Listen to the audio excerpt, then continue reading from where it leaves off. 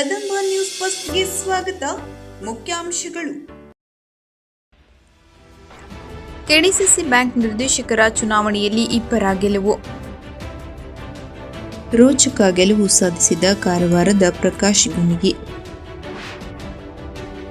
ಶ್ರೀ ಭವಾನಿ ಶಂಕರ ಹಾಗೂ ಪಾರ್ವತಿ ದೇವಸ್ಥಾನದ 5ನೇ ವರ್ಷದ ವಾರ್ಷಿಕ ಮಹೋತ್ಸವ ಸಂಪನ್ನ.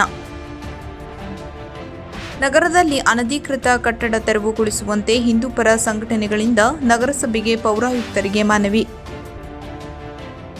ಚಂದ್ರಕಾಂತ್ ಮತ್ತು ನಿಖಿತಾ ವಿವಾಹ ಅತ್ಯಂತ ಯಶಸ್ವಿಯಾಗಿ ಜರುಗಿತು. ಶ್ರೀರಾಮ ಸೌಹಾರ್ದ ಕ್ರೆಡಿಟ್ ಕೋಆಪರೇಟಿವ್ ಸೊಸೈಟಿ 6ನೇ ಶಾಖೆ ಮರವಂತಿಯಲ್ಲಿ ಉದ್ಘಾಟನೆ. ಶಾಮನೂರು ಶಿವಶಂಕರಪ್ಪ ಅವರ ನಿಧನಕ್ಕೆ ಸಂತಾಪ ಸೂಚಿಸಿದ ಶಾಸಕ ಶ್ರೀನಿವಾಸ್ ಮಾನೆ. ಶಾಸಕ ದಿನಕರ್ ಶೆಟ್ಟಿ ಡಿಸಿ ಕಚೇರಿಗೆ ಭೇಟಿ ನೀಡಿ ಅಭಿವೃದ್ಧಿ ಕಾಮಗಾರಿಗಳ ಪ್ರಗತಿ ಕುರಿತು ಚರ್ಚೆ. ಮಹಾತ್ಮ ಜ್ಯೋತಿಬಾ ಫುಲೆ ಪ್ರಶಸ್ತಿ ಸ್ವೀಕರಿಸಿದ ಗಿರೀಶ್ ಎಂ ನಾಯ್ಕ್. ಡಿಸೆಂಬರ್ 15ರಂದು ನ್ಯಾಯಾಲಯದ ಆದೇಶದ ತೀರ್ಪಿನ ಪ್ರಕಾರ ಕೆಲವು ಕ್ಷೇತ್ರದ ಮತ ಎಣಿಕೆ ಕಾರ್ಯವನ್ನು ಶನಿವಾರ Canara district centre cooperative bank ಲಿಮಿಟೆಡ್ನ ರಿಟರ್ನಿಂಗ್ ಅಧಿಕಾರಿಗಳ ಕಾರ್ಯಾಲಯದಲ್ಲಿ ನಡೆಸಲಾಗಿತ್ತು. ಕಾರವಾರ ತಾಲೂಕಿನ ಪ್ರಾಥಮಿಕ ಕೃಷಿ ಪತ್ತಿನ ಸಹಕಾರ ಸಂಘಗಳ ಮತಕ್ಷೇತ್ರದ ಆಡಳಿತ ಮಂಡಳಿಯ ನಿರ್ದೇಶಕರ ಚುನಾವಣೆಯಲ್ಲಿ ಕಾರವಾರದ ಪ್ರಕಾಶ್ ಗುಣಿಗಿ ಮತ್ತು ನಂದಕಿಶೋರ್ ನಾಯ್ಕ್ ಸ್ಪರ್ಧಿಸಿದ್ದರು. ಸೋಮವಾರ ನಡೆದ ಮತ ಎಣಿಕೆ ಕಾರ್ಯದಲ್ಲಿ ನಂದಕಿಶೋರ್ ನಾಯ್ಕ್ 5 ಮತಗಳನ್ನು ಪಡೆದು ಸೋಲನ್ನು ಕಂಡರೆ, ಪ್ರಕಾಶ್ ಗುಣಿಗಿ ಅವರು 7 ಮತಗಳನ್ನು ಪಡೆಯುವ ಮೂಲಕ ಗೆಲುವು ಸಾಧಿಸಿ ಕೆಡಿಸಿಸಿ ಬ್ಯಾಂಕ್ ನಿರ್ದೇಶಕರಾಗಿದ್ದಾರೆ. ಅದೇ ರೀತಿ ಕಾರವಾರದ ಔದ್ಯೋಗಿಕ ಸಹಕಾರಿ ಸಂಘಗಳ ಮತಕ್ಷೇತ್ರ ಆಡಳಿತ ಮಂಡಳಿಯ ನಿರ್ದೇಶಕರ ಚುನಾವಣೆಯಲ್ಲಿ ರಾಮಚಂದ್ರ ಹೆಗಡೆ ಮತ್ತು ವಿಶ್ವನಾಥ್ ಸುಬ್ರಾಯ್ ಭಟ್ ಸ್ಪರ್ಧಿಸಿದ್ದರು. ಇದರಲ್ಲಿ ರಾಮಚಂದ್ರ ಹೆಗಡೆ 9 ಮತಗಳನ್ನು ಪಡೆದು ಸೋಲು ಕಂಡರೆ, ವಿಶ್ವನಾಥ್ ಸುಬ್ರಾಯ್ ಭಟ್ ಅವರು 17 ಮತಗಳನ್ನು ಪಡೆಯುವ ಮೂಲಕ ಜಯಭೇರಿ ಬಾರಿಸಿ ಕೆಡಿಸಿಸಿ ಬ್ಯಾಂಕ್ ನಿರ್ದೇಶಕರಾಗಿದ್ದಾರೆ. ಈ ಹಿನ್ನೆಲೆಯಲ್ಲಿ ಚುನಾಯಿತ ಅಭ್ಯರ್ಥಿಗಳಾದ ಪ್ರಕಾಶ್ ಗುಣಿಗಿ ಮತ್ತು ಸುಬ್ರಾಯ್ ಭಟ್ ಅವರಿಗೆ ರಿಟರ್ನಿಂಗ್ ಅಧಿಕಾರಿಗಳಾದ ಕೆವಿ ಕಾವ್ಯರಾಣಿಯವರು ಚುನಾವಣಾ ಪತ್ರ ನೀಡಿ ಗೌರವಿಸಿದರು. ಈ ವಿಜಯದ ಸಂದರ್ಭದಲ್ಲಿ ಕೆಡಿಸಿಸಿ ಬ್ಯಾಂಕ್ ಅಧ್ಯಕ್ಷ ಹಾಗೂ ಶಾಸಕ ಶಿವರಾಮ್ ಹೆಬ್ಬಾರ್, ಕೊರ್ಲಕಟ್ಟ ಸಹಕಾರಿ ಸಂಘದ ಉಪಾಧ್ಯಕ್ಷ ಅರವಿಂದ ತೆಲಗುಂದ, ಮಾಜಿ ಎಪಿಎಂಸಿ ಅಧ್ಯಕ್ಷ ಪ್ರಶಾಂತ್ ಗೌಡ್ರು ಸೇರಿದಂತೆ ಅನೇಕರು ಉಪಸ್ಥಿತರಿದ್ದರು. ದಿನಾಂಕ 25/10/2025ರಂದು ಬ್ಯಾಂಕಿನ ಚುನಾವಣೆಯನ್ನು ನಡೆದಿರುತ್ತೆ. ಈ ಕೆಳಗಿನ ಕ್ಷೇತ್ರಗಳು ಅಂದರೆ 4 ಕ್ಷೇತ್ರಗಳಲ್ಲಿ ಚುನಾವಣೆಯ ಫಲಿತಾಂಶವನ್ನು ಕ್ರಮಬದ್ಧವಾಗಿ ಘೋಷಿಸಲಾಗಿರುತ್ತೆ. ಮುಂಡಗೋಡ ತಾಲೂಕಿನಿಂದ ಹಮ್ಮಣ್ಣ ಮಾಬಲ ನಾಯಕರವರು, ಹಳಿಯಾಳ ತಾಲೂಕಿನ ಪ್ರಾಥಮಿಕ ಕೃಷಿ ಪತ್ತಿನ ಸಹಕಾರ ಸಂಘದ ಶ್ರೀಕಾಂತ್ ಲಕ್ಷ್ಮಣ್ ಗೋಟ್ನೇಕರ್ ಅವರು, ಕುಮಟಾ ತಾಲೂಕಿನ ಪ್ರಾಥಮಿಕ ಕೃಷಿ ಪತ್ತಿನ ಸಹಕಾರದಿಂದ ರಾಜಗೋಪಾಲ್ ಮಹಾದೇವಾಡಿ ಅವರು, ಹಾಗೆ ಜೋಯಿಡಾ ತಾಲೂಕಿನ ಕೃಷಿ ಪತ್ತಿನ ಸಹಕಾರಿ ಸಂಘಗಳ ಮತಕ್ಷೇತ್ರದಿಂದ ಕೃಷ್ಣ ಶಾಂತ ದೇಸಾಯಿ ಅವರು ಕ್ರಮಬದ್ಧವಾಗಿ ಚುನಾವಣೆ ಮೂಲಕ ಆಯ್ಕೆಯಾಗಿರ್ತಾರೆ. ಹಾಗೆಯೇ ಬಾಕಿ ಇರುವ ಮತಕ್ಷೇತ್ರಗಳಿಗೆ ದಿನಾಂಕ 29/11/2025ರಂದು ಮಾನ್ಯ ಉಚ್ಚ ನ್ಯಾಯಾಲಯ ಧಾರವಾಡ ಪೀಠದ ಅಂತಿಮ ಆದೇಶದಂತೆ ಈ ಕೆಳಗಿನ 4 ಮತಕ್ಷೇತ್ರಗಳ ಫಲಿತಾಂಶವನ್ನು ಸೀಲ್ಡ್ ಕವರ್ನಲ್ಲಿಟ್ಟ ಮತಕ್ಷೇತ್ರಗಳ ಮತಗಳನ್ನ ಘೋಷಿಸಲಾಗಿರುತ್ತೆ. ಅದರ ಪ್ರಕಾರ ಸಿರ್ಸಿ ತಾಲೂಕಿನ ಪ್ರಾಥಮಿಕ ಕೃಷಿ ಪತ್ತಿನ ಸಹಕಾರಿ ಸಂಘಗಳ ಮತಕ್ಷೇತ್ರದಿಂದ ಮಹಾಬಲೇಶ್ವರ ಅನಂತ್ ಹೆಗಡೆ ಅವರು ಆಯ್ಕೆಯಾಗಿರ್ತಾರೆ. ಡಿಸೆಂಬರ್ 15ರಂದು ನ್ಯಾಯಾಲಯದ ಆದೇಶದ ತೀರ್ಪಿನ ಪ್ರಕಾರ ಕೆಲವು ಕ್ಷೇತ್ರದ ಮತ ಎಣಿಕೆ ಕಾರ್ಯವನ್ನು ಶನಿವಾರ Canara district centre cooperative bank ಲಿಮಿಟೆಡ್ನ ರಿಟರ್ನಿಂಗ್ ಅಧಿಕಾರಿಗಳ ಕಾರ್ಯಾಲಯದಲ್ಲಿ ನಡೆಸಲಾಗಿತ್ತು. ಕಾರವಾರ ತಾಲೂಕಿನ ಪ್ರಾಥಮಿಕ ಕೃಷಿ ಪತ್ತಿನ ಸಹಕಾರ ಸಂಘಗಳ ಮತಕ್ಷೇತ್ರದ ಆಡಳಿತ ಮಂಡಳಿಯ ನಿರ್ದೇಶಕರ ಚುನಾವಣೆಯಲ್ಲಿ ಕಾರವಾರದ ಪ್ರಕಾಶ್ ಗುಣಿಗಿ ಮತ್ತು ನಂದಕಿಶೋರ ನಾಯ್ಕ್ ಸ್ಪರ್ಧಿಸಿದ್ದರು. ಸೋಮವಾರ ನಡೆದ ಮತ ಎಣಿಕೆ ಕಾರ್ಯದಲ್ಲಿ ನಂದಕಿಶೋರ್ ನಾಯ್ಕ್ 5 ಮತಗಳನ್ನು ಪಡೆದು ಸೋಲನ್ನು ಕಂಡಿರು. ಪ್ರಕಾಶ್ ಗುಣಿಗಿ ಅವರು 7 ಮತಗಳನ್ನು ಪಡೆಯುವ ಮೂಲಕ ಗೆಲುವು ಸಾಧಿಸಿ ಕೆಡಿಸಿಸಿ ಬ್ಯಾಂಕ್ ನಿರ್ದೇಶಕರಾಗಿದ್ದಾರೆ. ಈ ಹಿನ್ನೆಲೆಯಲ್ಲಿ ಚುನಾಯಿತ ಅಭ್ಯರ್ಥಿ ಪ್ರಕಾಶ್ ಗುಣಿಗಿ ಅವರಿಗೆ ರಿಟರ್ನಿಂಗ್ ಅಧಿಕಾರಿಗಳಾದ ಕೆವಿ ಕಾವ್ಯರಾಣಿಯವರು ಚುನಾವಣಾ ಪ್ರಮಾಣ ಪತ್ರ ನೀಡಿದರು. ಈ ವಿಜಯದ ಸಂದರ್ಭದಲ್ಲಿ ಕೆಡಿಸಿಸಿ ಬ್ಯಾಂಕ್ ಅಧ್ಯಕ್ಷ ಹಾಗೂ ಶಾಸಕ ಶಿವರಾಮ್ ಹೆಬ್ಬಾರ್, ಕೊರ್ಲಕಟ್ಟ ಸಹಕಾರಿ ಸಂಘದ ಉಪಾಧ್ಯಕ್ಷ ಅರವಿಂದ ತೆಲಗುಂದ, ಮಾಜಿ ಎಪಿಎಂಸಿ ಅಧ್ಯಕ್ಷ ಪ್ರಶಾಂತ್ ಗೌಡ್ರು ಸೇರಿದಂತೆ ಅನೇಕರು ಉಪಸ್ಥಿತರಿದ್ದರು. ಕೆಡಿಸಿಸಿ ಬ್ಯಾಂಕಿನ ಸತತವಾಗಿ 3ನೇ ಬಾರಿ ನಾನು ಆಯ್ಕೆಯಾಗಿದ್ದೇನೆ. ಈ ಆಯ್ಕೆಯು ನಮ್ಮ ಹೇಳಬೇಕಂತ ಹೇಳಿದ್ರೆ ತುಂಬ ಕಷ್ಟದಿಂದ, ದೇವರ ದಯದಿಂದ, ಹಾಗೆ ನಮ್ಮ ಎಲ್ಲ ಕೃಷಿ ಪತ್ತಿನ ಸರ್ಕಾರಿ ಸಂಘದ ಅಧ್ಯಕ್ಷರು, ಉಪಾಧ್ಯಕ್ಷರು ಹಾಗೂ ಎಲ್ಲ ಸದಸ್ಯರು ಹಾಗೂ ಮುಖ್ಯ ಕಾರ್ಯನಿರ್ವಹಣಾಧಿಕಾರಿ ಇವರ ಎಲ್ಲರ ಒಂದು ಆಶೀರ್ವಾದದಿಂದ ಇವತ್ತು ನಾನು ಸತತವಾಗಿ 3 ಬಾರಿ ಗೆಲುವನ್ನು ಮಾಡಿಸ್ಕೊಟ್ಟಿದ್ದಾರೆ. ಹಾಗೆ ಈ ಗೆಲುವಿಗೆ ನಮ್ಮ ಕಾರಣ ಅಂತಂತ ಹೇಳಿದ್ರೆ ನಮ್ಮ ಎಲ್ಲ ಸೊಸೈಟಿಯವರೇ. ಹಾಗೆ ನಮ್ಮ ಮಹತ್ವದ ಅಂತ ಹೇಳಬೇಕಾದ್ರೆ ಸನ್ಮಾನ್ಯ ಶ್ರೀ ನಮ್ಮ ಹೆಬ್ಬಾರ್ ಸಾಹೇಬರ ಒಂದು ಆಶೀರ್ವಾದದಿಂದ ಇವತ್ತು ತನಕ ನಾವು 3 ವರ್ಷ ಆಡಳಿತದಲ್ಲಿ ಮುಂದುವರಿತಾ ಇದ್ದೇವೆ. ಹಾಗೆ ನಮ್ಮ ಎಲ್ಲ ಸೊಸೈಟಿಯವರಿಗೂ ನನ್ನ ಪರವಾಗಿ ತುಂಬ ಚಿರಋಣಿಯಾಗಿದ್ದೇನೆ. ಹಾಗೆ ಇನ್ನು ಮುಂದೆ ಎಲ್ಲರದು ಊರ ಜನರಾಗಲಿ ಎಲ್ಲರ ಆಶೀರ್ವಾದ, ಪ್ರತಿಯೊಂದು ದೇವರ ಆಶೀರ್ವಾದನೂ ಸಹ ಬೇಕಾಗ್ತದೆ. ಈ ಕಾರ್ಯದಲ್ಲಿ ನಾವು ಸುಮಾರಷ್ಟು ದಿವಸ ಇಷ್ಟು ಟೆನ್ಷನ್ ಅಂದರೆ ಈ ಥರದಲ್ಲಿ ಹೋದ 2 ವರ್ಷ ಆಗಲಿಲ್ಲ. ತುಂಬ ಟೆನ್ಷನ್ ಇತ್ತು. ಆದರೂ ದೇವರು ಗೆಲ್ಲಿಸ್ಕೊಟ್ಟಿದ್ದಾರೆ. ಹಾಗೆ ನಮ್ಮ ಎಲ್ಲ ಸೊಸೈಟಿಯ ಅಧ್ಯಕ್ಷರಿಗೆ, ಉಪಾಧ್ಯಕ್ಷರಿಗೆ, ಸದಸ್ಯರಿಗೆ, ಕಾರ್ಯನಿರ್ವಹಣಾ ಅಧಿಕಾರಿಗೆ ನಾನು ಇನ್ನೊಮ್ಮೆ ಕಳಕಳಿಯಿಂದ ಕೈ ಮುಗಿದು ಅವರ ಪಾದಾರ್ಪಣೆ ಕೇಳ್ತಾ ಇದ್ದೇನೆ. ಹಾಗೆ ಇನ್ನು ಮುಂದೆ ಸಹ ಈ ಬ್ಯಾಂಕಿನ ಪ್ರತಿಯೊಂದು ವಿಷಯದಲ್ಲಿ ಈ ಇನ್ನು 10 ವರ್ಷದಲ್ಲಿ ನಾನು ಜನರಿಗೆ ಏನು ಸಹಾಯ ಮಾಡಬೇಕಾಗಿತ್ತು ಅದನ್ನು ಎಲ್ಲ ಥರದಲ್ಲಿ ಜನರಿಗೆ ಸಹಾಯ ಮಾಡಿದ್ದೇನೆ. ಹಾಗೆ ಇನ್ನು ಮುಂದೆ ಸಹ ನಾನು ಸಹಾಯ ಮಾಡಿ ಜನರ ಕೆಲಸವನ್ನು ಬ್ಯಾಂಕಿನ ಏನಿದ್ರು ಸಹ ಮಾಡಿಕೊಡ್ಲಿಕ್ಕೆ ರೆಡಿ ಇದ್ದೇನೆ ಅಂತ ಹೇಳಿ ನನ್ನ 2 ಮಾತು. ಶಿರಸಿ ತಾಲೂಕಿನ ಕೊರ್ಲಕಟ್ಟ ಗ್ರಾಮದಲ್ಲಿ ಶ್ರೀ ಭವಾನಿ ಶಂಕರ ಹಾಗೂ ಪಾರ್ವತಿ ದೇವಸ್ಥಾನದ 5ನೇ ವರ್ಷದ ವಾರ್ಷಿಕ ಮಹೋತ್ಸವ ನೂರಾರು ಭಕ್ತರ ಸಮ್ಮುಖದಲ್ಲಿ ಅತ್ಯಂತ ಯಶಸ್ವಿಯಾಗಿ ಸಂಪನ್ನಗೊಂಡಿತು. ಭವಾನಿ ಶಂಕರ ಹಾಗೂ ಪಾರ್ವತಿ ದೇವಸ್ಥಾನದಲ್ಲಿ ಬ್ರಹ್ಮ ಕೂರ್ಚ ಹವನ, ವರ್ಣನೆ, ಪುಣ್ಯಾಹ ಸಂಕಲ್ಪ, ಶತರುದ್ರ ಪಂಚಾಮೃತಾಭಿಷೇಕ, ದುರ್ಗಾ ಹೋಮ, ರುದ್ರಹವನ, ಪೂರ್ಣಾಹುತಿ ಅಭಿಷೇಕ, ಮಹಾಮಂಗಳಾರತಿ, ಆಶೀರ್ವಚನ, ಹೋಮ ಹವನಗಳ ಮೂಲಕ ಪೂಜಾ ಕೈಂಕರ್ಯಗಳೊಂದಿಗೆ ದೇವರಿಗೆ ಪೂಜೆ ಸಲ್ಲಿಸಲಾಯಿತು. ಈ 5ನೇ ವರ್ಷದ ವಾರ್ಷಿಕ ಮಹೋತ್ಸವದಲ್ಲಿ ಪಾಲ್ಗೊಂಡ ಕೊರ್ಲಕಟ್ಟ ಗ್ರಾಮದ ಭಕ್ತರಿಗೆ ಮತ್ತು ಸುತ್ತಮುತ್ತಲಿನ ಗ್ರಾಮದ ಭಕ್ತರಿಗೆ ದೇವಸ್ಥಾನದ ಆಡಳಿತ ಮಂಡಳಿಯವರು ಅನ್ನಪ್ರಸಾದ ವ್ಯವಸ್ಥೆಯನ್ನು ಕಲ್ಪಿಸಿದ್ದರು. ಈ ಹಿನ್ನೆಲೆಯಲ್ಲಿ ಭಕ್ತಾದಿಗಳು ಸರದಿ ಸಾಲಿನಲ್ಲಿ ನಿಂತು ದೇವರ ಪ್ರಸಾದ ಸ್ವೀಕರಿಸಿ ಸಂತೃಪ್ತಿಗೊಂಡರು.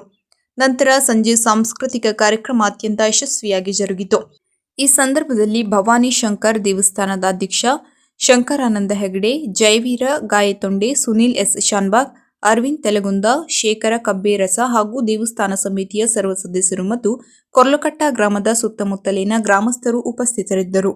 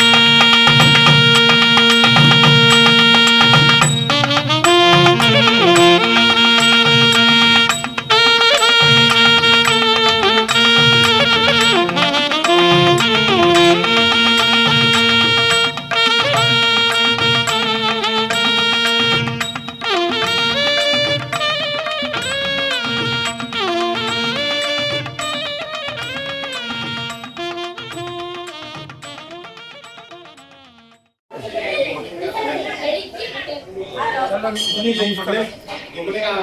ಭವಾನಿ ಶಂಕರ ದೇವಸ್ಥಾನ 2021ನೇ ಇಸ್ವಿಯಲ್ಲಿ ಪ್ರತಿಷ್ಠಾಪನೆ ಆಯಿತು. ಈ ವರ್ಷ 5ನೇ ವಾರ್ಷಿಕೋತ್ಸವ ಸಮಗ್ರ ಕರಗಡ್ಡೆ ಗ್ರಾಮದ ವಾಸಿಗಳಿಗೂ ಹಾಗೂ ಸುತ್ತಮುತ್ತಲಿನ ಗ್ರಾಮದವರಿಗೂ ಇವತ್ತಿನ ದಿನ ಉಪಸ್ಥಿತರಿರುವಂತಹ ಎಲ್ಲರಿಗೂ ನಾವು ಆ ಭಗವಂತ ಆಯುರಾರೋಗ್ಯ ಸಮೃದ್ಧಿ ಸಮಾಧಾನ ಅನುಗ್ರಹಿಸಲಿ ಅಂತ ಪ್ರಾರ್ಥನೆ ಮಾಡ್ತೀವಿ. ಇದೇ ಸಂದರ್ಭದಲ್ಲಿ ನಮ್ಮ ಜೊತೆ ಸದಾಕಾಲ ಈ ಒಂದು ನಿರ್ಮಾಣ ಕಾರ್ಯದಲ್ಲಿ ತೊಡಗಿಸಿಕೊಂಡಿದ್ದಂತಹ ದಿವಂಗತ ವಿಲಾಸರಾವ್ ತೇಲಂಗ್ ಅವರನ್ನು ಸಹಿತ ಈ ಒಂದು ಸಂದರ್ಭದಲ್ಲಿ ಸ್ಮರಿಸುತ್ತೇವೆ. ಇನ್ನು ಮುಂದೆ ಹೆಚ್ಚು ಭಗವಂತನ ಅನುಗ್ರಹದಿಂದ ಕೃಪೆಯಿಂದ ಈ ಒಂದು ಹಬ್ಬ ವಾರ್ಷಿಕೋತ್ಸವ ಯಶಸ್ವಿಯಾಗಿ ಮತ್ತು ಹೆಚ್ಚಿನ ಒಂದು ಸಂಭ್ರಮದಲ್ಲಿ ನಡೀಲಿ ಅನ್ನುವ ಆಶಯವನ್ನು ವ್ಯಕ್ತ ಮಾಡ್ತೇವೆ. ನಮಸ್ಕಾರ. ಡಿಸೆಂಬರ್ 15ರಂದು ನಗರದಲ್ಲಿ ಅನಧಿಕೃತ ಕಟ್ಟಡ ತೆರವುಗೊಳಿಸುವಂತೆ ಆಗ್ರಹಿಸಿ ಹಿಂದೂ ಜಾಗರಣಾ ವೇದಿಕೆ ನೇತೃತ್ವದಲ್ಲಿ ಹಿಂದೂ ಪರ ಸಂಘಟನೆಗಳಿಂದ ಸೋಮವಾರ ನಗರಸಭೆಗೆ ಮುತ್ತಿಗೆ ಹಾಕಲಾಯಿತು. ಬಶೆಟ್ಟಿ ಕೆರೆ ದಂಡೆಯ ಮೇಲೆ ಅನಧಿಕೃತ ಕಟ್ಟಡ ನಿರ್ಮಾಣವಾಗುತ್ತಿದೆ. ಆ ಅನಧಿಕೃತ ಕಟ್ಟಡವನ್ನು ಈ ಕೂಡಲೇ ಸ್ಥಗಿತಗೊಳಿಸಿ ಕೆರೆ ಅತಿಕ್ರಮಣವಾಗದಂತೆ ತಡೆಹಿಡಿಯಬೇಕು ಎಂದು ವಿವಿಧ ಹಿಂದೂಪರ ಸಂಘಟನೆಗಳ ವತಿಯಿಂದ ನಗರಸಭೆ ಪೌರಾಯುಕ್ತ ಪ್ರಕಾಶ್ ಚನ್ನಪ್ಪನವರ್ ಅವರಿಗೆ ಮನವಿ ಸಲ್ಲಿಸಿದರು. ಈ ಸಂದರ್ಭದಲ್ಲಿ ಹಿಂದೂಪರ ಸಂಘಟನೆಯ ನಂದನ್ ಸಾಗರ್, ಆನಂದ್ ಸಾಲೇರ್, ಚಂದ್ರು ಎಸಲೆ, ನಾಗರಾಜ್ ನಾಯ್ಕ್, ವೀಣಾ ಶೆಟ್ಟಿ ಮುಂತಾದವರು ಉಪಸ್ಥಿತರಿದ್ದರು. ಒಂದು ವಿಶಾಲವಾದಂತಹ ಕೆರೆ ಇದೆ. ಬಶೆಟ್ಟಿ ಕೆರೆ ಅಂತ ಇದು ಮಹಾನ್ ಪುರುಷರು ಯಾರೋ ಒಬ್ಬರು ಜಾಗ ಕೊಟ್ಟು ಆ ಕೆರೆಯನ್ನು ಮಾಡಿದ್ದಾರೆ. ಇತ್ತೀಚೆಗೆ ಆ ಕೆರೆಯನ್ನು ಪುನಶ್ಚೇತನ ಮಾಡಿ ಆಳವಾಗಿ ಮಾಡಿ ವಿಸ್ತಾರ ಮಾಡಿ ನೀರನ್ನು ಅತ್ಯಂತ ಸುಭದ್ರವಾಗಿ ಕಾಪಿಟ್ಟಿದ್ದಾರೆ. ಅತ್ಯಂತ ಸುಂದರವಾದಂತಹ ಒಂದು ಪರಿಸರ. ದುರದೃಷ್ಟವಶ ಇತ್ತೀಚೆಗೆ ನಮ್ಮ ಗಮನಕ್ಕೆ ಬಂದಿದ್ದೇನೆಂದರೆ ಅದರ ದಡದ ಮೇಲೆ ಆ ಒಂದು ಕೆರೆಗೆ ತಾಗಿರುವಂತಹ ದಡದ ಮೇಲೆ ಮುಖ್ಯ ರಸ್ತೆಗೆ ಹೊಂದಾಣಿಕೆ ಮಾಡಿಕೊಂಡು ಕಸ್ತೂರ್ಬಾ ನಗರಕ್ಕೆ ಹೋಗುವ ರಸ್ತೆ ಮುಂದೆ ಆ ರಸ್ತೆಗೆ ಹೊಂದಾಣಿಕೆ ಮಾಡಿರುವಂತಹ ಒಂದು ಸಣ್ಣ ಪ್ರದೇಶದಲ್ಲಿ ಕೆರೆಯ ದಡ ಅಲ್ಲಿ ಒಂದು ಇಮಾರತ್ತು ಇದ್ದಕ್ಕಿದ್ದಾನೆ ಎದ್ಬಿಟ್ಟಿದೆ. ಉದ್ಭವ ಅಂತ ಹೇಳ್ತೇವೆ. ಇನ್ನು ಉದ್ಭವ ಸಿನಿಮಾ ಬಂದದ್ದು ನೋಡಿದ್ದೇವೆ. ಆ ರೀತಿಯಲ್ಲಿ ಆ ಒಂದು ಜಾಗ ಯಾರ್ದು ಏನು ಅನ್ನುವಂಥದ್ದು ನಿಗೂಢವಾಗಿತ್ತು. ಇಷ್ಟು ದಿವಸ ಜಾಗದಲ್ಲಿ ಒಂದು ವಿಶೇಷ ಅನ್ಯ ಕೋಮಿಗೆ ಸೇರಿದಂತಹ ಒಂದು ಏನೋ ಒಂದು ಕಟ್ಟಡ ಆಗ್ತಾ ಇದೆ ಮತ್ತು ಅಲ್ಲಿ ಒಂದು ಧರ್ಮ ಕೇಂದ್ರವೂ ಆಗುವ ಸಾಧ್ಯತೆ ಇದೆ ಅನ್ನುವಂಥದ್ದು ನಮಗೆ ಕಂಡು ಬಂದಿದೆ. ಸರ್, ಇದು ಮತ್ತೊಂದು ಅಯೋಧ್ಯೆ ಆಗಬೇಕು. ಈಗಾಗಲೇ ಕಾಶಿಯಲ್ಲಿ ಜ್ಞಾನವ್ಯಾಪಿಯಲ್ಲಿ ನಾವು ನೋಡಿದ್ದೇವೆ. ವಿಶ್ವನಾಥನ ಆ ಒಂದು ಕ್ಷೇತ್ರದಲ್ಲಿ ಆದಂತಹ ಘಟನಾವಳಿಗಳು ನಮಗೆ ಈಗಲೂ ನಮ್ಮ ಮನಸ್ಸಿನಲ್ಲಿ ಅಚ್ಚಳಿದೆ. ಇನ್ನೊಮ್ಮೆ ನಮ್ಮ ಶಿರಸಿಯ ಹೆಸರು ಆ ಒಂದು ವ್ಯಾಪ್ತಿಗೆ ಬರುವಂತಹದ್ದು ಬೇಡ ಅಂತ ಹೇಳಿ ನಾವು ನಿಮ್ಮಲ್ಲಿ ಕಳಕಳಿ ವಿನಂತಿ ಏನಂದ್ರೆ, ನಾವೆಲ್ಲರೂ ಒಂದಾಗಿದ್ದೇವೆ. ನಾವು ಅವಶ್ಯ ಬಿದ್ದರೆ ಇನ್ನೂ ದೊಡ್ಡ ಸಂಖ್ಯೆಯಲ್ಲಿ ನಾವು ಅಲ್ಲಿ ಸೇರಿ ಸಿದ್ಧವಿದ್ದೇವೆ. ಅದು ನಾವು ಹೊಂದ್ಕೊಂಡಿದ್ದೇವೆ. ಅದು ಕೆರೆಗೆ ತಂದದ್ದು, ಕೆರೆ ಸಾರ್ವಜನಿಕವಾಗಿರುವಂತಹದ್ದು. ಸೊ ಅಲ್ಲಿ ಏನಾದ್ರೂ ಈ ತರದ ಕಟ್ಟಡವನ್ನು ನಿರ್ಮಿಸಿದ್ದೇ ಆದರೆ ಇದು ಒಂದು ಮುಖ್ಯ ರಸ್ತೆಗೆ ತಾಗಿ ಇರುವಂತದ್ದು, ಮಧ್ಯದಲ್ಲಿ ಅವರಿರುವಂತಹ ಜಾಗ. ಸೊ ಈ ಜಾಗದಲ್ಲಿ ಇವತ್ತು ಈ ಒಂದು ಕಟ್ಟಡ ಬರ್ತಾ ಇದೆ ಅನ್ನುವಂಥದ್ದು ನಮಗೆಲ್ಲರಿಗೂ ಒಂದು ರೀತಿ ಕಳವಳಕಾರಿಯಾದ ವಿಷಯವಾಗಿದೆ. ಯಾಕಂದ್ರೆ ಶಾಂತವಾಗಿರುವಂತಹ ಒಂದು ಪರಿಸರದಲ್ಲಿ, ಯಾಕಂದ್ರೆ ಇದು ಶನಿವಾರ ಮತ್ತು ಆದಿತ್ಯವಾರ ಕ್ಷಿಪ್ರಗತಿಯಲ್ಲಿ ಕಟ್ಟಡ ಆಗ್ತಾ ಇದೆ. ಉಳಿದ ದಿನಗಳಲ್ಲಿ ಸ್ತಬ್ಧವಾಗಿರ್ತಾ ಇದೆ. ಸಂಜೆ ಮೇಲೆ ಏನೋ ಚಟುವಟಿಕೆ ನಡೆಯುವುದನ್ನು ನಾವು ಗಮನಿಸ್ತಾ ಇದ್ದೇವೆ. ಉಳಿದ ದಿನಗಳಲ್ಲಿ ಶನಿವಾರ ಮತ್ತು ಆದಿತ್ಯವಾರ ಪ್ರತಿಭಟಿಸಬೇಕಾಗ್ತದೆ. ನಗರಸಭೆ ಎಚ್ಚೆತ್ತುಕೊಂಡು ಆದಷ್ಟು ಬೇಗ ಆ ಕಟ್ಟಡವನ್ನು ಸ್ಥಗಿತ ಮಾಡಿ ಅಲ್ಲಿ ಮೊದಲಿದ್ದಂಗೆ ಮಾಡಬೇಕು. ಯಾಕಂದ್ರೆ ಶ್ರೀನಿವಾಸ ಅವರು ತಮ್ಮ ಸ್ವಂತ ದುಡ್ಡಿನಲ್ಲಿ ಅಲ್ಲಿ ಈಗಾಗಲೇ ಬಸಟ್ಟಿ ಕೆರೆಗೆ ಲಕ್ಷಾಂತರ ರೂಪಾಯಿ ಖರ್ಚು ಮಾಡಿ ಅದನ್ನು ಅಭಿವೃದ್ಧಿ ಪಡಿಸಿದ್ದಾರೆ. ಅದನ್ನು ತಾವು ಗಮನದಲ್ಲಿ ಇಟ್ಕೊಂಡು ಸಾರ್ವಜನಿಕರಿಗೆ ಅದನ್ನು ಅವಕಾಶ ಮಾಡಿಕೊಡ್ಬೇಕಂತ ಹೇಳಿ ಈ ಸಂದರ್ಭದಲ್ಲಿ ಕೇಳ್ಕೊಳ್ತಾ ಇದ್ವಿ. ಒಂದು ಇನ್ಸ್ಪೆಕ್ಷನ್ ಮಾಡಿದಾರಂತೆ ಅವರೇ ಹೇಳಿದ್ರು. ಅವ್ರ ಗಮನಕ್ಕಿದೆ, ಅವ್ರ ಉತ್ತರ ಏನನ್ನೋದು ನಮ್ಗೆ ಹೇಳ್ಬೇಕು. ಒಂದು ಕಚೇರಿಯ ಪಕ್ಕದಲ್ಲಿ ಕೆಲ ಮುಸಲ್ಮಾನರು ಈ ಮಸೀದಿ ಕಟ್ಟಡ. ಡಿಸೆಂಬರ್ 15ರಂದು ನಗರದ ಬಣ್ಣದ ಮಠದ ಶ್ರೀ ಗುರುಸಿದ್ದೇಶ್ವರ ಸಾಂಸ್ಕೃತಿಕ ಭವನದಲ್ಲಿ ಸೋಮವಾರ ಚಂದ್ರಕಾಂತ ಮತ್ತು ನಿಖಿತಾ ವಿವಾಹ ಕಾರ್ಯಕ್ರಮ ಶಾಸ್ತ್ರೋಕ್ತವಾಗಿ ಅತ್ಯಂತ ಯಶಸ್ವಿಯಾಗಿ ವಿಜೃಂಭಣೆಯಿಂದ ಜರುಗಿತು. ಅಲ್ಲದೆ ಲಂಬಾಣಿ ಮಹಿಳೆಯರು ಮತ್ತು ಪುರುಷರು ಅವರ ಪ್ರಾಚೀನ ಉಡುಗೆ ತೊಡುಗೆಗಳನ್ನು ಧರಿಸಿ ಲಂಬಾಣಿ ಭಾಷೆಯ ಹಾಡುಗಳಿಗೆ ನೃತ್ಯ ಮಾಡುವುದರ ಮೂಲಕ ನೋಡುಗರ ಮನಸೂರೆಗೊಂಡರು.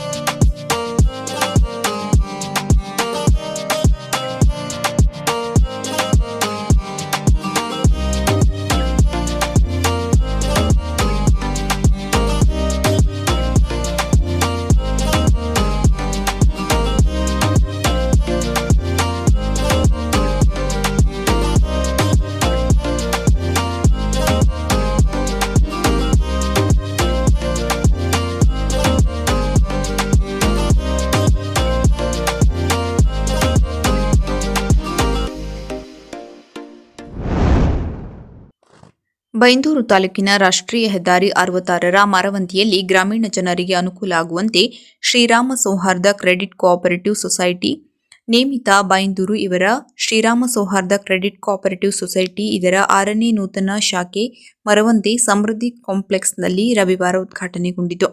ಬೈಂದೂರು ಕ್ಷೇತ್ರದ ಮಾಜಿ ಶಾಸಕ ಬಿಎಂ ಸುಕುಮಾರ್ ಶೆಟ್ಟಿ ನೂತನ ಶಾಖೆಯನ್ನು ಉದ್ಘಾಟಿಸಿ ಮಾತನಾಡಿ, ಸಹಕಾರಿ ಕ್ಷೇತ್ರದಲ್ಲಿ ಎಸ್. ರಾಜು ಪೂಜಾರಿಯವರು ಬಹಳಷ್ಟು ಅನುಭವವುಳ್ಳವರಾಗಿದ್ದಾರೆ. ಅವರ ಅಧ್ಯಕ್ಷತೆಯ ಶ್ರೀರಾಮ್ ಸೌಹಾರ್ದ ಕ್ರೆಡಿಟ್ ಕೋಆಪರೇಟಿವ್ ಸೊಸೈಟಿ ಅತ್ಯುತ್ತಮ ಸಹಕಾರಿ ಸಂಸ್ಥೆಯಾಗಿ ಮೂಡಿಬಂದಿದೆ. ಶ್ರೀರಾಮ ಸೌಹಾರ್ದ ಕ್ರೆಡಿಟ್ ಕೋಆಪರೇಟಿವ್ ಸೊಸೈಟಿ ಸಹಕಾರ ಸಂಸ್ಥೆಗೆ ಕಮ್ಮಿ ಇಲ್ಲ ಎಂಬಂತೆ ಪೈಪೋಟಿ ನೀಡುವಂತಹ ಬ್ಯಾಂಕ್ ಇದಾಗಿದೆ ಎಂದರು. ಈ ಸಂದರ್ಭದಲ್ಲಿ ಶ್ರೀರಾಮ ಕ್ರೆಡಿಟ್ ಕೋಆಪರೇಟಿವ್ ಸೊಸೈಟಿ ನೇಮಿತ ಇದರ ಅಧ್ಯಕ್ಷರಾದ ರಾಜು ಪೂಜಾರಿಯವರು ಮಾತನಾಡಿ, ಮರವಂತಿಯಲ್ಲಿ 6ನೇ ನೂತನ ಶಾಖೆಯನ್ನು ಆರಂಭಿಸುವ ಮೂಲಕ ಗ್ರಾಮೀಣ ಭಾಗಕ್ಕೆ ಇನ್ನಷ್ಟು ಆರ್ಥಿಕ ಸಹಕಾರ ದೊರೆಯುವಂತಾಗಿದೆ. ಸಂಸ್ಥೆ ಗುಣಮಟ್ಟ ಸೇವೆ ಮೂಲಕ ಇನ್ನಷ್ಟು ಎತ್ತರಕ್ಕೆ ಬೆಳೆಯುತ್ತಿದೆ ಹಾಗೂ ಕರಾವಳಿ ಭಾಗದ ಮೀನುಗಾರರಿಗೆ ಹಾಗೂ ದಿನಕೂಲಿ ಕಾರ್ಮಿಕರಿಗೆ ಅನುಕೂಲ ಆಗುವಂತೆ ಅವರ ಜೀವನಕ್ಕೆ ಅನುಕೂಲವಾಗುವಂತೆ ವ್ಯವಹಾರ ಮಾಡುತ್ತಿದ್ದೇವೆ. ಅದೇ ರೀತಿ ಗ್ರಾಹಕರು ಸಹ ನಮ್ಮ ಮೇಲೆ ವಿಶ್ವಾಸ ಇಟ್ಟುಕೊಂಡಿದ್ದಾರೆ. ಗ್ರಾಹಕರ ಸಹಕಾರ ದಿನಕ್ಕೂ ಹೆಚ್ಚಾಗುತ್ತಿದೆ ಎಂಬುದೇ ನನಗೆ ಸಂತಸ ತಂದಿದೆ ಎಂದರು. ಈ ಸಂದರ್ಭದಲ್ಲಿ ಭಟ್ಕಳ ಮಾಜಿ ಶಾಸಕ ಜೆ.ಡಿ. ನಾಯ್ಕ್, ಬೈಂದೂರು ವ್ಯವಸಾಯ ಸೇವಾ ಸಹಕಾರಿ ಸಂಘದ ಅಧ್ಯಕ್ಷ ಟಿ. ನಾರಾಯಣ ಹೆಗ್ಡೆ ತಗ್ಗರ್ಸಿ, ಕ. ರೈಸೇಸ್ ಸಂಘದ ಅಧ್ಯಕ್ಷ ಎಸ್. ಪ್ರಕಾಶ್ ಚಂದ್ರ ಶೆಟ್ಟಿ, ಕೊಲ್ಲೂರು ಶ್ರೀ ಮೂಕಾಂಬಿಕಾ ದೇವಸ್ಥಾನದ ವ್ಯವಸ್ಥಾಪನಾ ಸಮಿತಿ ಅಧ್ಯಕ್ಷ ಕೆ. ಬಾಬು ಶೆಟ್ಟಿ ಸೇರಿದಂತೆ ಹಲವಾರು ಗಣ್ಯರು ಹಾಜರಿದ್ದರು. ಸುಬ್ರಹ್ಮಣ್ಯ ಪಡುಕೋಣೆ ಕಾರ್ಯಕ್ರಮ ನಿರೂಪಿಸಿ ವಂದಿಸಿದರು. 6 ಬಾರಿ ಶಾಸಕರಾಗಿ, ಸಚಿವರಾಗಿ, ಸಂಸದರಾಗಿ, ಅಖಿಲ ಭಾರತ ವೀರಶೈವ ಲಿಂಗಾಯತ ಮಹಾಸಭೆಯ ಅಧ್ಯಕ್ಷರಾಗಿ ಕನ್ನಡ ನಾಡಿನ ಅಭ್ಯುದಯಕ್ಕೆ ಅಪಾರ ಸೇವೆಗೈದ ಶಾಮನೂರು ಶಿವಶಂಕರಪ್ಪ ಅವರ ನಿಧನಕ್ಕೆ ಶಾಸಕ ಶ್ರೀನಿವಾಸ್ ಮಾನೆ ಸಂತಾಪ ಸೂಚಿಸಿದ್ದಾರೆ. ಸೋಮವಾರ ಮಾಧ್ಯಮ ಹೇಳಿಕೆ ನೀಡಿರುವ ಅವರು, ಶಾಮನೂರು ಶಿವಶಂಕರಪ್ಪ ಅವರ ಅಗಲುವಿಕೆಯಿಂದ ನಾಡಿಗೆ ತುಂಬಲಾರದ ನಷ್ಟ ಉಂಟಾಗಿದೆ. ಅವರ ನಿಧನದಿಂದ ದೂರದೃಷ್ಟಿಯುಳ್ಳ ಶ್ರೇಷ್ಠ ಮಸ್ತದಿ ನೇತಾರ ಹಾಗೂ ಮಾರ್ಗದರ್ಶಕರನ್ನ ಕಳೆದುಕೊಂಡಂತಾಗಿದೆ ಎಂದು ಕಂಬನಿ ಮಿಡಿದಿದ್ದಾರೆ. ರಾಜ್ಯ ಮತ್ತು ದಾವಣಗೆರೆ ಜಿಲ್ಲೆಯ ಅಭಿವೃದ್ಧಿಗೆ ಶಾಮನೂರು ಶಿವಶಂಕರಪ್ಪ ಅವರು ಸಲ್ಲಿಸಿದ ಸೇವೆ ಅನನ್ಯ. ಶಿಕ್ಷಣ ಸಂಸ್ಥೆಗಳನ್ನು ಸ್ಥಾಪಿಸಿ ಲಕ್ಷಾಂತರ ವಿದ್ಯಾರ್ಥಿಗಳ ಬದುಕು ರೂಪಿಸಿದ್ದಾರೆ. ಆಸ್ಪತ್ರೆ ಸೇರಿದಂತೆ ನಾನಾ ಸಾಮಾಜಿಕ ಸೇವಾ ಚಟುವಟಿಕೆಗಳ ಮೂಲಕ ಬಡವರ ಪಾಲಿನ ಸಂಜೀವಿನಿ ಎನಿಸಿದ್ದಾರೆ. ಸಮಾಜ ಸೇವೆಗೆ ತಮ್ಮ ಇಡೀ ಜೀವನ ಮುಡಿಪಿಟ್ಟ ಅವರ ನಿಧನ ನಾಡಿಗೆ ಮತ್ತು ಕಾಂಗ್ರೆಸ್ ಪಕ್ಷಕ್ಕೆ ನಷ್ಟ ಉಂಟು ಮಾಡಿದೆ. ಅಲ್ಲದೆ ಅನುಭವಿ ಸಾಮಾಜಿಕ ಕಳಕಳಿಯುಳ್ಳ ನಾಯಕರನ್ನು ಕಳೆದುಕೊಂಡಂತಾಗಿದೆ ಎಂದು ಶ್ರೀನಿವಾಸ್ ಮಾನೆ ಸಂತಾಪ ಸೂಚಿಸಿದ್ದಾರೆ. ಮಾನ್ಯ ಶಾಸಕರಾದ ದಿನಕರ್ ಕೆ. ಶೆಟ್ಟಿ ಅವರು ಇಂದು ಕಾರವಾರದ ಡಿಸಿ ಕಚೇರಿಗೆ ಭೇಟಿ ನೀಡಿ ಮಾನ್ಯ ಜಿಲ್ಲಾಧಿಕಾರಿಗಳಿಗೆ ಕ್ಷೇತ್ರದ ಅಭಿವೃದ್ಧಿ ಕಾರ್ಯಗಳ ಪ್ರಗತಿ ಕುರಿತು ಚರ್ಚಿಸಿ ಇನ್ನೂ ಬಾಕಿ ಇರುವ ಕಾಮಗಾರಿಗಳ ಬಗ್ಗೆ ವಿವರವಾಗಿ ತಿಳಿಸಿದರು. ಸಾರ್ವಜನಿಕ ಹಿತಾಸಕ್ತಿಗಾಗಿ ಕೆಲಸಗಳು ಶೀಘ್ರ ಪೂರ್ಣಗೊಳ್ಳುವಂತೆ ಮನವಿ ಮಾಡಿದರು. ಕುಮಟಾದ ಪಿಡಬ್ಲ್ಯೂಡಿ ಹಾಗೂ ಪಿಆರ್ಡಿ ಹಾಗೂ ಪ್ರವಾಸೋದ್ಯಮಾಧಿಕಾರಿಗಳು ಜೊತೆ ಇದ್ದರು. ಭಾರತೀಯ ದಲಿತ ಸಾಹಿತ್ಯ ಅಕಾಡೆಮಿ ದೆಹಲಿ ಇದರ 41ನೇ ಸಾಹಿತ್ಯ ಸಮ್ಮೇಳನದಲ್ಲಿ ರಾಷ್ಟ್ರೀಯ ಮಟ್ಟದ ಪ್ರಶಸ್ತಿಯಾದ ಮಹಾತ್ಮ ಜ್ಯೋತಿಬಾ ಫುಲೆ ಪ್ರಶಸ್ತಿ ಸ್ವೀಕರಿಸಿದ ಕರ್ನಾಟಕ ನವನಿರ್ಮಾಣ ವೇದಿಕೆಯ ಜಿಲ್ಲಾ ಉಪಾಧ್ಯಕ್ಷ ಹಾಗೂ ಅಹಿಂದ ಜಿಲ್ಲಾ ಸಂಚಾಲಕರಾದ ನಾರಾಯಣಗುರು ನಗರದ ಗಿರೀಶ್ ಎಂ ನಾಯ್ಕ್ ಇವರು ಸಾಮಾಜಿಕ ಕಳಕಳಿ ಹಾಗೂ ಸಮಾಜ ನಿರ್ಮಾಣ ಮತ್ತು ಶಿಕ್ಷಣ, ಕಲೆ ಸಾಧಕರನ್ನ ಗುರುತಿಸುವಲ್ಲಿ ಹೆಚ್ಚಿನ ಮಹತ್ವ ಕೊಡುವ ಮೂಲಕ ಹಲವು ಮಹನೀಯರ ಆದರ್ಶ ಅಳವಡಿಸಿಕೊಳ್ಳುವ ಮೂಲಕ ಬ್ರಹ್ಮಶ್ರೀ ನಾರಾಯಣ ಗುರುಗಳು, ಡಾಕ್ಟರ್ ಬಿ.ಆರ್. ಅಂಬೇಡ್ಕರ್, ಬಸವಣ್ಣನವರ ವಿಚಾರಧಾರೆಗಳನ್ನು ಅಳವಡಿಸಿಕೊಳ್ಳುವ ಮೂಲಕ ವಿಭಿನ್ನ ಹಾಗೂ ವಿಶಿಷ್ಟ ಕಾರ್ಯಕ್ರಮಗಳನ್ನು ಆಯೋಜಿಸುವಲ್ಲಿ ಯಶಸ್ವಿಯಾಗುವ ಮೂಲಕ ಈ ಮೇಲಿನ ರಾಷ್ಟ್ರೀಯ ಪುರಸ್ಕಾರಕ್ಕೆ ಆಯ್ಕೆಯಾಗಿದ್ದಾರೆ.